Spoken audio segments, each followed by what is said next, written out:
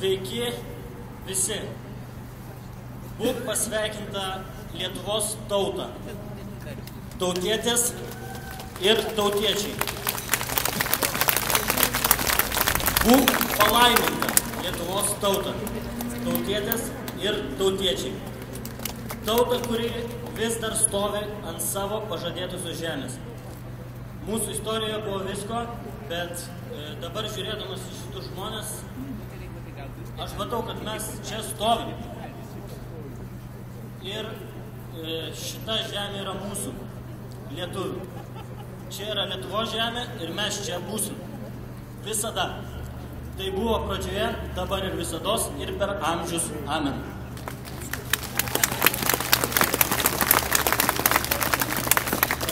Žinau, kad daugelis sako įvairiausių dalykų apie Lietuvos jaunimą.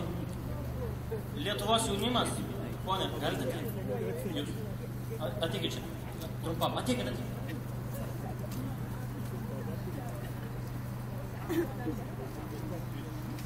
Va, yra Lietuvos jaunimas.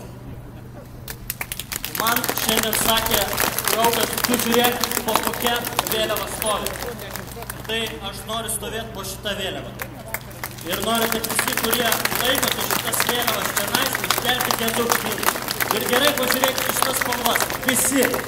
Ir teisėsaugos pareigūnai, kurie žinau, kad dirbate darbą, bet pasižiūrėkite šitą trispalvę. Jinai yra mūsų, Lietuvos žmonių, ir niekas iš mūsų jos netims. Kas yra Lietuva? Aš matau čia iškeltų daug žodžių.